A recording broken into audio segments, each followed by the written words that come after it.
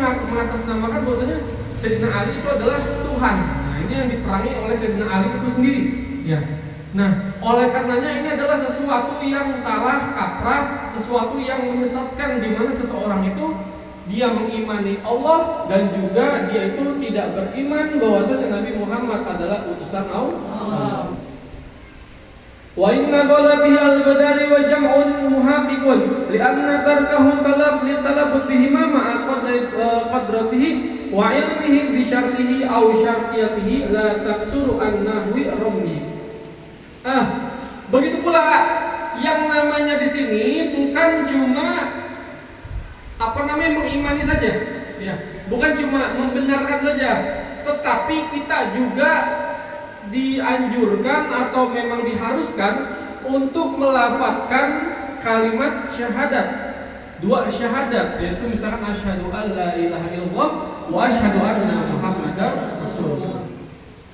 Nah, kalau seseorang dia percaya bahwasanya Allah itu adalah Tuhan dan mengimani bahwasanya Nabi itu adalah utusan Allah atau misalkan Rasulullah, tetapi belum pernah melafadzkan, menurut Imam Ghazali ini tidak dikatakan sesuatu yang sah. Tetapi berbeda dengan Imam Romi yang dimana mengatakan bahwasanya ini bisa menjadi sah asalkan beriman di dalam hatinya. Tentunya yang lebih bijak, yang lebih bagus adalah kita membenarkan di dalam hati serta melafadzkan di dalam lisan kita, melafadzkan di dalam bibir kita. Justru yang paling berbahaya adalah ketika kita itu tidak pernah melafadzkan sama sekali, ya. Atau malah kebalikannya, kita melafadzkan syahadat tetapi hati kita menolak daripada yang namanya dua syahadat tersebut. Dan ini sering terjadi kepada orang-orang yang disebut sebagai orang-orang yang munafik, di mana mulutnya berkata bahwasanya tiada Tuhan selain Allah, tetapi perilakunya malah menyembah selain Allah. Apa yang dia sembah? Yang disembah adalah kekayaan, yang disembah adalah kekuasaan, yang disembah adalah jabatan. Nah, orang-orang seperti ini adalah sebutannya adalah orang-orang yang munafik, di mana mulut dan hatinya itu berbeda daripada satu sama lainnya. Oleh karenanya, sebagai bentuk, dan memang ini adalah hadis yang nomor 2, berarti ya urutannya juga lumayan kuat, atau urutannya merupakan bagian yang paling penting. Karena kalau misalkan kita mau masuk Islam, seyogianya adalah melaksanakan daripada rukun Islam. Yang namanya rukun itu adalah bagian, ya. Kalau rukun itu tidak dilaksanakan, maka tidak menjadi bagian daripada apa yang disebutkan. Contoh, rukunnya sholat, ya, rukunnya sholat. Yang pertama apa? Niat. Nah, yang kedua takbiratul ihram. Yang ketiga membaca Al-Fatihah. Kalau seseorang tidak membaca niat, membaca Fatihah, atau tidak niat, atau tidak takbiratul ihram, disebut sholat atau bukan sholat? Bukan. Disebut sholat atau bukan sholat? Bukan.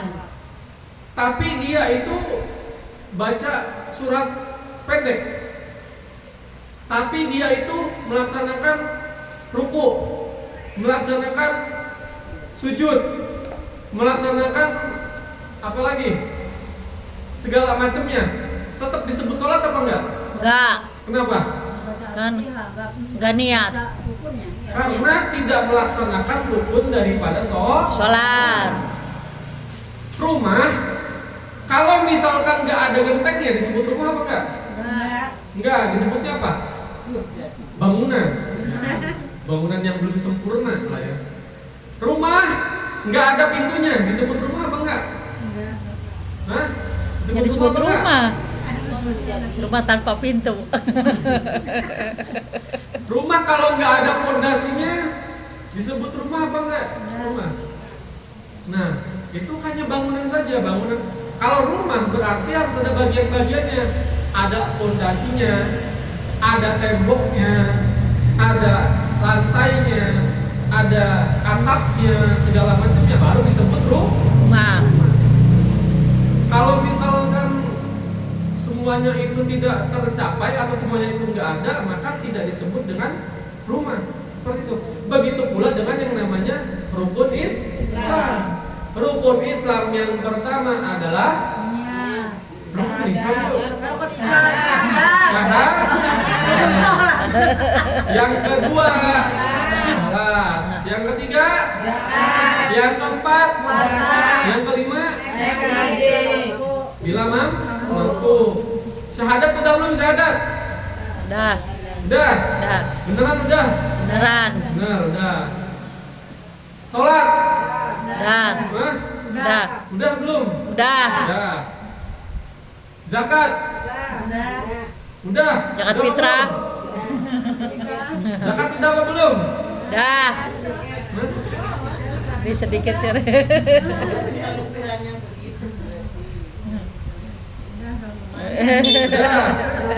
Yang keempat puasa.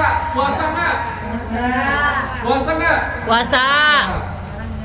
Yang kelima? Haji? Belum. Karena belum.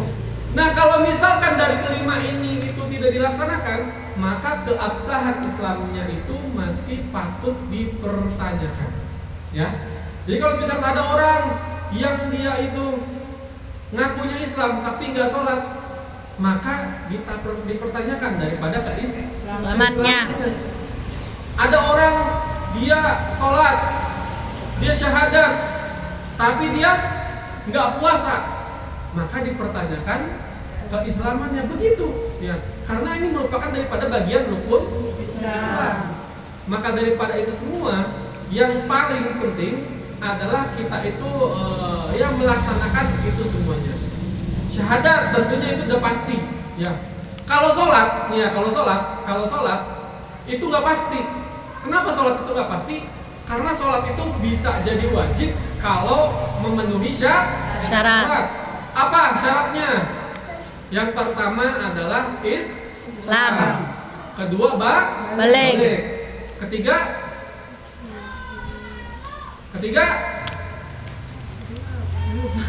lupa. Ya udah. Banyak ya, berakal. Masuk waktunya dan lain-lainnya. Kalau misalkan sholat 5 waktu nggak menjadi wajib kalau tidak memenuhi syarat. Contohnya apa? Contohnya maghrib. Kita ini udah sholat maghrib belum? Belum. Kenapa? Belum waktunya. Karena memang tidak diwajibkan dan belum waktunya. Terus contoh apa lagi? Zakat. Kita wajib bayar zakat ya? Wajib. Wajib kalau mampu.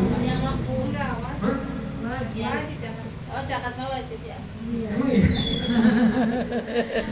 Wajib kalau memenuhi syarat. Syaratnya apa? Orang kaya. Hah? Mampu. Syaratnya mampu.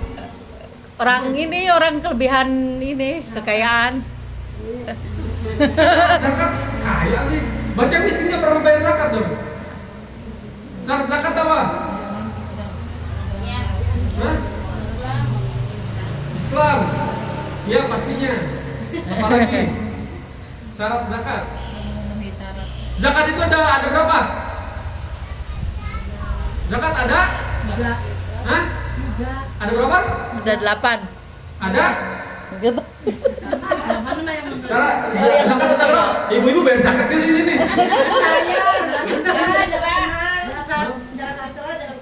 Tahunnya 2 Pak Ustaz. 2 apa? Berapa? Yang 3 apa aja? Usaha kita. Hah? Zakat kalau zakat usaha itu Zakat mal. usaha zakat mal ya. Berarti zakat ada berapa? Hah? 2. Ada 2. Ada berapa? 2. Ada 2. Ya ada 2. Yang pertama zakat fitrah atau zakat badan. Ya, zakat badan. Badan. Zakat fitrah atau zakat badan ini kalau misalkan ibu-ibu melahirkan anak ketika di waktunya itu sekitaran mau masuk daripada yang namanya Idul Fitri, maka si anak pun wajib untuk membayar zakat. Ya, namanya zakat fitrah atau zakat badan. Tapi kalau seumpama di waktu daripada Idul Fitri itu anaknya belum keluar sempurna, baru badannya doang nih, umpama nih. Baru waktunya udah habis, maksudnya udah masuk fitrah udah masuk Idul Fitri gitu bahasanya. Baru keluar sempurna, bayar zakat apa Kak? Enggak. Hah? Bayar zakat apa Kak? Enggak. Enggak. Hah? Bayar zakat apa Kak? Enggak. Hah? Sudah melewat. Kalau mau bayar zakat atau enggak terserah. Cuma tidak diwajibkan. Berarti yang pertama tadi zakat apa? Zakat Badan. atau zakat Fitrah. Yang kedua zakat Mal. Kalau badan tuh bahasa Arab juga ya, zakatul badan itu artinya adalah tubuh, ya. Dan kalau misalkan zakat mal itu artinya harta. Nah, berarti kalau misalkan zakat harta ya berarti adalah sesuatu yang dikeluarkan dari harta. Nah, kalau misalkan zakat badan itu tergantung daripada kelahirannya, karena tidak tergantung daripada harta, karena namanya zakat badan, berarti disucikan daripada badannya. Kalau zakat mal atau zakat harta, berarti yang disucikan apanya? Hartanya. Yang disucikan apanya? Hartanya. Kalau dia nggak punya harta, apa yang mau disucikan? Badannya doang. Badannya doang. Tidak ada, ya udah. Kalau misalkan dia nggak punya duit ya, tapi bukan kaya ya. Yang dimaksud adalah harta. Harta tuh apa sih? Bukan uang. Ya, harta tuh ya investasi. Misalkan ada emas, atau misalkan punya Mobil. berlian, ada punya yang namanya usaha, atau punya yang namanya sawah, atau punya apalagi kebun segala macamnya. Begitu ya. Terus kalau misalkan orang dia itu syahadat, sholat, tetapi dia itu tidak zakat, kira-kira sah tidak keislamannya? Sah apa tidak keislamannya? Hah? Keislamannya sah apa tidak? Nah, ini banyak pendapat ulama. Ya. Kalau misalkan ulama sepakat bahwasanya orang yang tidak melaksanakan rukun Islam itu termasuk orang-orang yang merusak daripada keislamannya, dan dia termasuk orang yang bahasanya itu apa ya? Bahasanya tuh dia dihukumi muslim, tapi dosanya itu sama seperti orang yang murtad, tapi dihukumi tetap muslim, dan ini adalah ijma'nya. Ya. Tapi ada pendapat ulama yang paling parah mengatakan bahwasanya orang yang dia ketika meninggalkan daripada kewajiban, maka dia itu dihukumi murtad. Na'udzubillah min dzalik.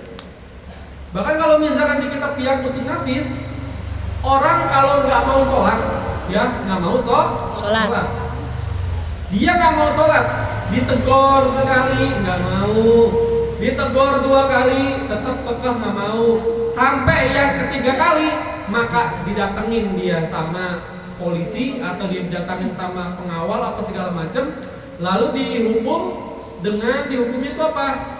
Dihukum wadorbu anfahu, yaitu adalah dipotong daripada lehernya. Ya. Ibu-ibu mau dipotong lehernya? Enggak mau tuh. Makanya jangan meninggalkan. Dipotong lehernya loh. Gitu ya. Jadi 5 rukun Islam ini adalah fondasi ya. Tentunya harus dibarengi daripada yang namanya syahadat terlebih dahulu. Makanya kalau misalkan ditanya orang-orang kan kita tuh harus mendahulukan sholat. Bukan sholat, dan sholat itu nomor 2. Yang pertama adalah Syahadat. seperti itu. Waktu kimas sholat dan mendiri dan membangun. Makanya di kalimat tukima itu adalah tahu iqomah. Ya, iqomah itu membangun atau panggilan, nah bahasanya lah. Di sini tukima itu adalah membangun daripada yang namanya Sholat. Loh, kok sholat dibangun? Kok sholat didirikan? Kalau misalkan bahasa Indonesia kadang didirikan ya, didirikan. Bukan melaksanakan sholat atau melakukan sholat, bukan, tapi mendirikan sholat. Mananya apa sih mendirikan sholat? Ya karena memang as-sholatu yang dimaksud adalah sholat itu daripada yang ada. Maka kalau orang dia tidak melaksanakan sholat, sama seperti orang tersebut merubuhkan atau menghancurkan daripada tiang Agama.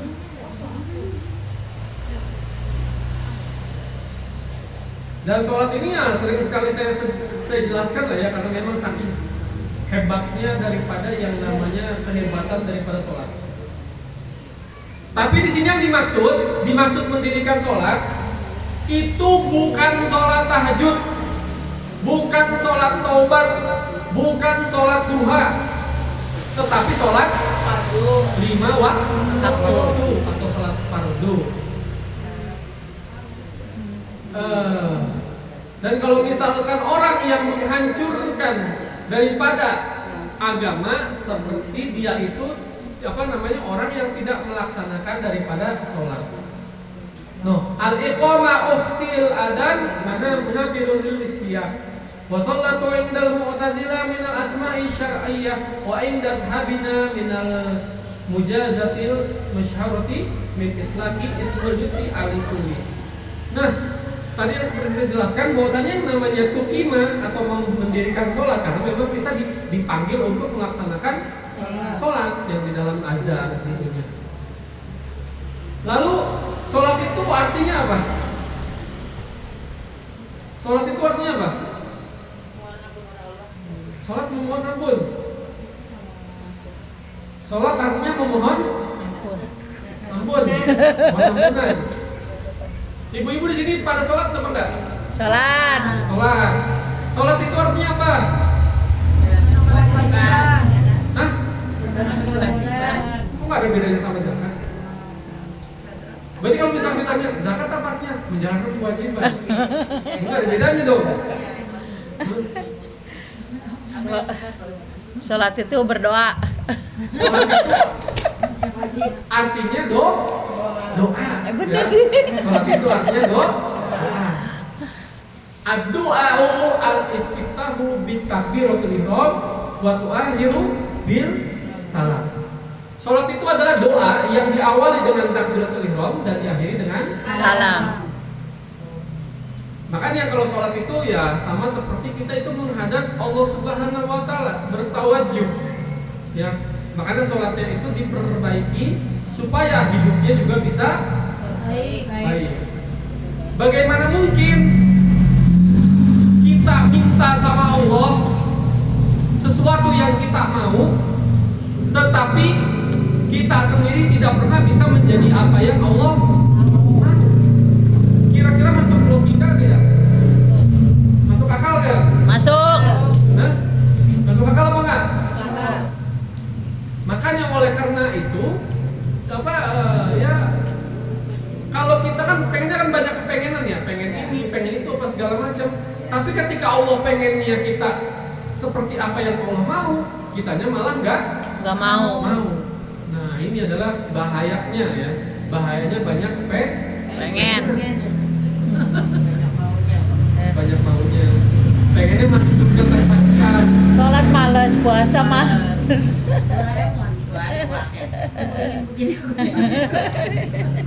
Seorang nabi, manusia yang paling makhluk yang paling sempurna ini siapa? Hah? Makhluk yang paling sempurna itu manusia yang paling sempurna siapa? Nabi Muhammad SAW.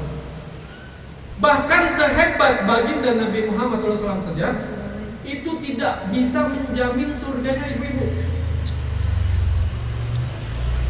Juga tak bisa menjamin nerakanya ibu-ibu. Yang bisa menjamin siapa?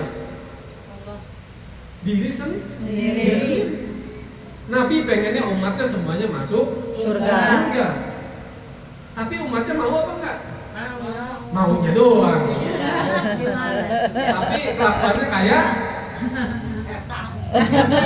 Ayo. Jadi jangan ada kemauan saja, ya. Tapi harus ada perilaku. Karena Allah tidak pernah menilai seseorang itu dari kepengen. Buat fisik, kalau fisik ya sekaruan ya. Gak dari kepengennya, tapi dilihat daripada niatnya dan usahanya. Makanya kita tuh butuh apa? Butuh apa? Butuh ini lawakan bapak-bapak ya. Butuh duit ya. Ya jelas. Duit, doa, usaha, ikhtiar, Tawakal. Tawakal apa takwa? tawakal. Duit kan. Dia tawakal apa takwa? Tawakal sama. Itu sama aja, itu Iya. setengah. Bercanda-bercanda yang bapak-bapak ini. Ya udah kantuk. Nggak bisa gitu ya. Ya, gitu ya. Oke? Gitu. Jadi waktu dia zakat dan membayar atau tu'tiya itu memberi atau apa mengeluarkan. Yang mengeluarkan Zakat. zakat artinya apa? Tadi udah kasih tahu di awal. Zakat itu artinya apa? Membersihkan. Membersihkan. Tadi ya zakat membersihkan daripada badan dan membersihkan daripada harta. Karena ini mau menit di siaran play. Gimana nih kalau misalkan anaknya nanya, "Ma, kita disuruh sholat." Ditanya sholat itu apa sih? Yang sholat itu Kewajiban. Terus zakat apa? Zakat apa, Mas? Zakat ya kewajiban. Karena anaknya kan belakang ya. Doa. Bersihkan badan. Udah apa kalau masih di sini Pak? Kalau udah pulang mah. Masih udah ditulis tuh. Puasa, ayo dua lagi nih. Puasa artinya apa puasa? Puasa artinya apa? Bentar lagi nih puasa. Bersihkan jiwa. Membersihkan jiwa. Masa dibersihin lagi? Diri. Apa puasa? Sholat artinya doa. Zakat artinya Bersihkan. syahadat artinya Saksi. Yang keempat, puasa artinya adalah ayo puasa, bentar lagi puasa loh, ibu-ibu. Gimana? Ada anak bertanya pada bapaknya. Oh, salah berarti ya, harusnya ibunya ya. Jadi ibu-ibu kan nggak belajar puasa ya. Anak itu tuh bapaknya sih, bukan ibunya. Itu yang anak pondok tuh. Menahan hawa nafsu. Apa? Menahan hawa nafsu. Menahan. Hawa nafsu. Yang lebih tepatnya adalah menahan ya. Yang namanya puasa adalah menahan dari segala sesuatu yang tidak diperbolehkan ketika melaksanakan puasa. Apa? Contohnya makan. Terus apa lagi? Minum. Apa lagi? Gibah. Hah? Gibah. Gibah. Ya. Cuma pekerjaan. Kalau puasa, kalau misalkan lagi puasa makan, dosanya dua. Dosa dibatalkan dosa daripada perilakunya, pelanggarannya, dan dosa daripada yang namanya untuk mengkodok daripada nanti puasanya. Tapi kalau misalkan dia puasa gibah, puasanya tidak batal, tapi dapat keharaman dia, tapi tidak mendapatkan pahala daripada puasanya. Jadi puasanya cuma lapar sama haus saja. Terakhir haji, apa haji? Haji apa haji? Ulang Haji lagi. apa haji? Syahadat artinya Bersaksi. bersaksi. Sholat artinya berdoa. Zakat artinya membersihkan. Puasa artinya menahan. Haji artinya pergi ke Baitullah. Benar, tapi kurang tepat. Hampir. Kalau pergi itu ngapain? Ibadah. Berjalan. Iya, memang dari beberapa ulama memanai haji itu adalah nusuk. Nusuk itu memang ibadah. Tapi apa itu maksudnya? Titik-titik untuk ibadah apa? Memenuhi perintah. Pergi atau Jung. berkunjung. Ya. Jadi kalau haji itu artinya Berkunjung. Makanya kata adalah apa? Al haji ila baitillah. Ya, berkunjung di Baitullah. Tuh. Oke, udah paham semua ya? Insya Allah. Ini sedikit doang loh, saya ngejelasin banyak-banyak. Ditanyain sama bapaknya, nama apa? Gak apa-apa, santai aja kok. Terakhir. Orang kalau misalkan dari lagu kan, yang ditanya kan bapaknya bukan ibunya.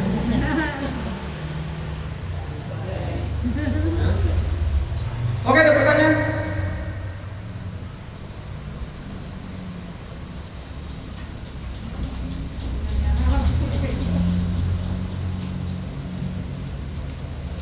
Maksud kalau puasa tuh pulang kampung katanya boleh nggak puasa itu Maksudnya lagi Ramadan, ya pulang kampung, boleh nggak puasa? ya boleh nggak puasa. Kalau misalkan rumahnya di Cicadas, terus kampungnya di Bojongan kan, nggak boleh. Kan ke Jawa. Oh, ke Jawa. Jawa. Iya. Kalau misalkan melakukan perjalanan jauh, itu ada rukhsah. Rukhsah itu artinya apa? Rukhsah itu artinya adalah keringanan. Ya. Itu Ya. aja maksudnya. Foto wajib foto. Wajib kan kalau wajib.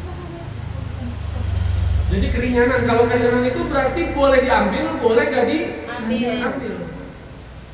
Baik diambil kalau kita memang benar-benar capek. Tapi kalau nggak benar-benar capek, kurang baik untuk diambil. Tapi gimana semua asal sengaja pengen apa namanya? Pengen batalin aja. Ya nggak apa-apa. Ya. Cuman tadi kan saya ngomong baik atau kurang baik doang kan. Tapi dua-duanya baik. As-sholatu khairum minan naum. Salat itu lebih baik daripada Tidur. tidur. Baik apa enggak? Baik. Salat baik apa enggak? Baik. Baik yang mana tidur sama salat? Sholat. Apa salat sambil tidur? Saya jadi sholat. Saya jadi. Itu mah udah nggak ada nyawanya. Nah, kalau misalkan melakukan perjalanan ke Jawa, seumpama rumahnya di Jawa Tengah, terus kampungnya itu di Jawa Barat, ya, tapi dekat, seumpama Brebes sama Cirebon gitu, ya, berarti nggak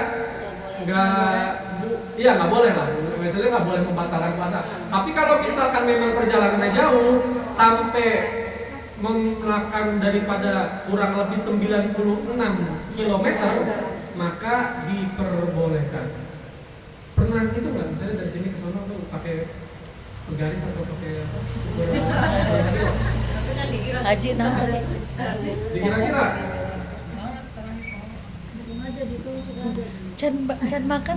Kalau misalkan katanya dari sini ya, semua dari sini sampai ke Jawa gitu, Jawa Barat apa Jawa Tengah. Kurang lebih berarti ke Cianjur aja itu 120. Ya berarti Jawa Tengah lebih ya. 400. Iya, 400-an. Maka ya berarti sudah memenuhi daripada masyafatul muslim atau masyafatul musafir. Maka diperbolehkan untuk membatalkan puasa. Terus bagusnya gimana? Bagusnya kalau misalnya benar-benar capek, bagusnya dibatalkan. Kalau benar-benar capek. Tapi kalau misalkan enggak, ya kayak misalkan nyantai atau segala macam, enggak ngapa-ngapain, bagusnya tetap puasa. Kalau dipaksain nggak boleh dong. Iya. Maksudnya nggak boleh itu dalam artian itu nggak baik gitu. Kadang sayang. Enggak, dipaksanya itu memang karena capek apa enggak? Kalau nggak sampai. Iya capek, cuman kan paling kurang 2 jam gitu. Gini. Misalkan ibu, misalkan nggak capek nih, nggak capek, seger segala macem, itu ngebatalin puasa aja boleh. Ya, misalkan dia tuh benar-benar nggak capek nih ya, nggak capek sama sekali, karena memang di mobil itu tidur sampai 28 jam seumpama. Itu ya seumpama gitu ya. Itu bangun seger, tidur seger, bangun seger. Terus dia pengen gak puasa, itu boleh? Ya itu Boleh. Terus kalau misalkan orang yang benar-benar capek, bener dia yang nyetir, dia yang ngekenekin, dia yang semuanya, itu segala macam. Tapi maksain juga boleh. Tapi lebih baiknya kalau memang itu nggak usah dipaksa gitu. Ya, baiknya adalah kalau misalkan capek ya buka, kalau misalkan nggak capek ya ditahan. Itu baiknya. Tapi kalau misalkan tetap dipaksa terserah. Nggak, namanya juga keringanan. Kalau keringanan itu kan terus mau diambil atau enggak? Asal mau ngodonya aja ntar orang Iya. nggak puasa puasa.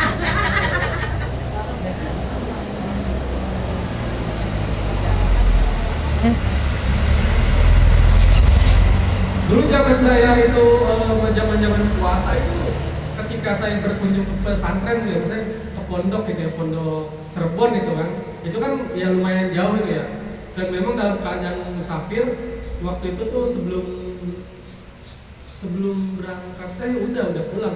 Memang saya tuh pengen silaturahmi lah ke pondok lah ya. Itu kan keadaannya musafir. Itu di pondok semua isi itu anak-anak itu santri itu pada puasa. Saya tuh di pondok tuh makan, minum di depan santai-santai itu biasa aja bodo amat gitu. Karena emang udah tahu ilmunya gitu. Tapi kalau misalkan di sini kan bukan di sini ya, maksudnya dalam arti kayak di dunia luar gitu ya. Ada orang-orang tuh apa ya? Kayak rumah makan harus tutup, apa segala macemnya. Ya memang kurangnya belajar ilmu toleransi gitu ya. Iya, berlebihan. Karena pada dasarnya ya nggak semua orang muslim juga puasa.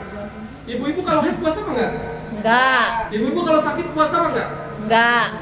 Iya, kalau sakit bisul ya puasa. Kalau sakit parah, lambung. Nah pokoknya kan kita kan kalau yang tahu ilmunya tuh pasti ada aja kemungkinan kita tuh nggak puasa. Bahkan orang yang bener-bener kita kan belajar, kita kan agama Islam kan mengajarkan husnuzon, berprasangka baik gitu kan. Orang ini dia mungkin nggak puasa, dia itu mungkin musafir. Ya. Mungkin dia apa? Itu harus seperti itu. Jangan yang hormatin orang yang ini di Yaman tuh nggak ada gitu. Maksudnya di Saudi di Yaman semua ada rumah makan digerebek gitu segala macam lah. Cuma di Indonesia tuh memang Indonesia tuh apa ya? Ya mungkin belajarnya juga sedikit kali ya. Yang ikut pada itu ngopi. Hah? Yang ikut pada itu ngopi. Ikut kopi, iya. Iya. Ikut beli teh apa segala macam. Gitu. Beli donat. Seharusnya itu bukan menjadi masalah gitu. Kecuali desa terpencil, seumpama desa terpencil sepenuhnya muslim, terus dia mau melakukan hukum yang seperti itu nggak masalah. Tapi kalau di kota-kota melakukan hal itu justru dia tidak menjalankan ilmu yang diajarkan oleh baginda Nabi Muhammad SAW dan ilmu-ilmu yang memang telah diajarkan melalui para ulama-ulama gitu. Jadi itu adalah sesuatu yang fatal, sesuatu yang salah. Ya mungkin kalau misalkan ini kan ditutup apa segala macam ya harusnya nggak masalah. Oke, ada pertanyaan? Kalau untuk ibu menyusui cukup bayar fidyah apa cukup? Nah, ibu menyusui itu tergantung daripada situasinya, tergantung daripada kondisinya. Kalau dia takut sama anaknya, kalau misalkan jadi ada ini ya, ada misalkan takut sama dirinya sendiri atau takut sama anaknya. Ya. Kalau misalkan takut sama anaknya itu bisa membayar daripada fidyah. Tapi kalau misalkan cuma takut sama diri sendiri, kebalikannya gitu ya. Kalau misalkan takut sama diri sendiri itu boleh membayar fidyah. Tapi kalau misalkan cuma takut sama anaknya itu nanti dikodok. Intinya itu. Maksudnya tuh gini, menyusui itu dalam artian tuh apa sih bahasanya? Takut akan kekhawatiran kesehatan Ya misalkan main Dia thread kesehatannya gitu. kesehatan siapa? Dirinya sendiri atau anak? anak sama Kalau diri sendiri berarti cukup membayar fidyah. Tapi kalau misalkan anaknya saja itu fidyah sama wajib ikut. bayar Iya.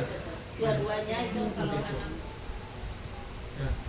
Jadi tergantung situasi, kondisi dan toleransi.